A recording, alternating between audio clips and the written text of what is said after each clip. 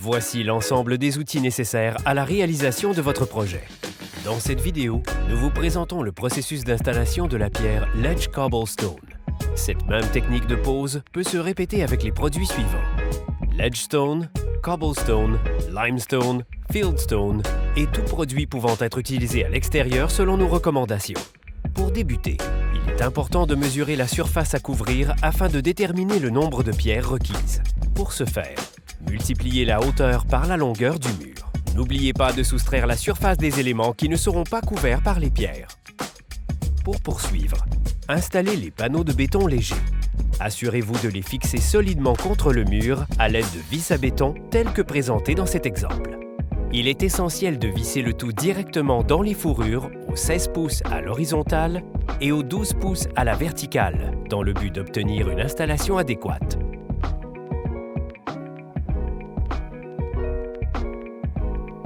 Installez contre les panneaux de béton léger le treillis métallique galvanisé. Une fois de plus, il est important de bien visser le grillage contre la surface de béton à l'aide de vis à béton galvanisées et de rondelles. N'oubliez pas de chevaucher le treillis métallique afin d'obtenir un chevauchement à un minimum de 2 pouces.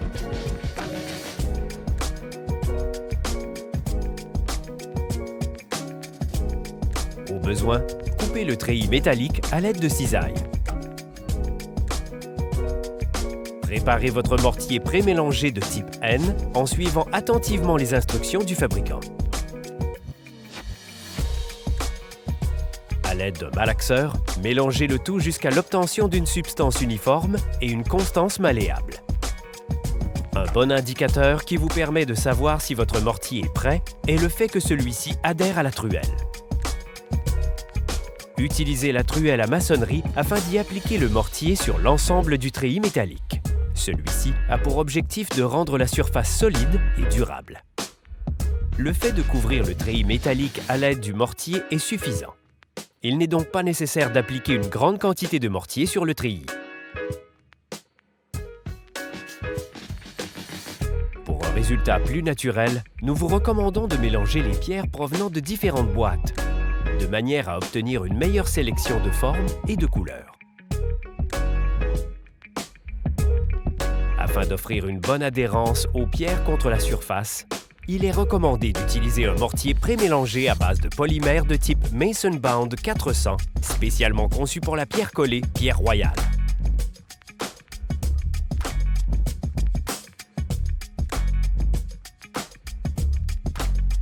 Si l'installation comporte des éléments de coin, installez-les en premier. À l'aide de la truelle à maçonnerie, appliquez généreusement du mortier à l'arrière de chaque morceau afin d'éviter toute infiltration d'eau.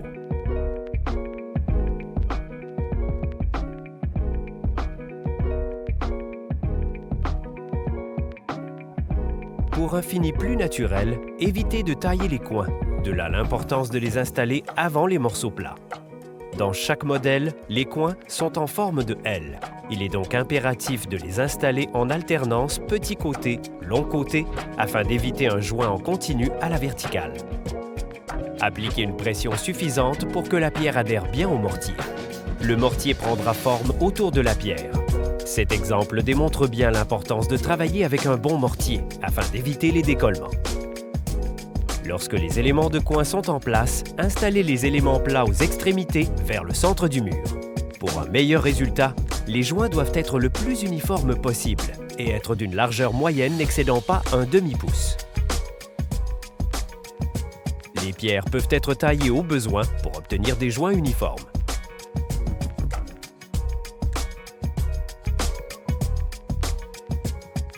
Appliquez derrière chaque pierre une quantité raisonnable de mortier avant de faire la pose. Assurez-vous de bien couvrir la surface.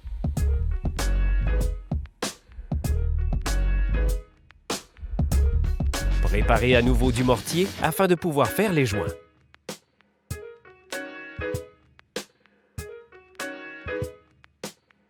Coupez d'un demi-pouce l'extrémité du cône afin de laisser passer le mortier.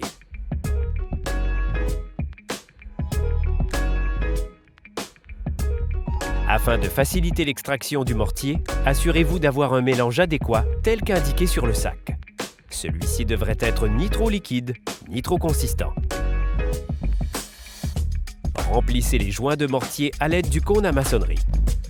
Prenez les précautions nécessaires afin d'éviter de répandre le mortier sur la surface des éléments. Sachez qu'il y a un minimum de temps requis avant de procéder à la finition des joints. Le temps d'attente peut varier entre 20 à 45 minutes selon la chaleur ambiante. Ce temps d'attente est important afin d'éviter de tacher les pierres en surface. Lorsque les joints de mortier sont fermes et secs au toucher, effectuez le tirage des joints à l'aide d'une baguette de bois ou d'un fer à joint.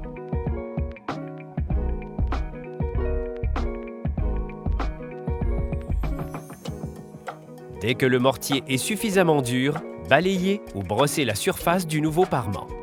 Cela vous permettra de retirer le mortier détachable et de nettoyer la surface des éléments.